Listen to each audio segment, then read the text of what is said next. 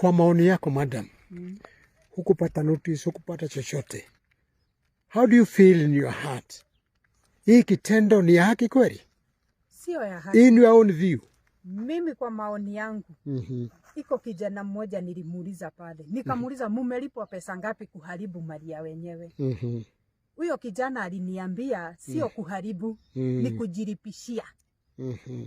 Hiyo ndio kitu yenye aliniambia. Kutoka hapo tena niliongea na mtu mwingine, hao walikuwa nasemekana ndio au maauctioneer sasa wakubwa wao. Huyo naye aliniambia huyu mtu ametusumbua sana akiwa serikalini. Sasa sahi hayuko kwa serikali. Na ndio maana nikamuuliza, kwa hivyo mlikuwa mmekosa kukuja juu alikuwa kwa serikali? Dakika tena nikaenda kwa wale askari wengine.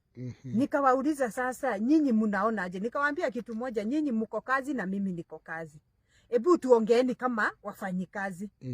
Wakaniambia sasa hii ndio inaonyesha nanga hakuna mtu mwenye ako above the law. Okay.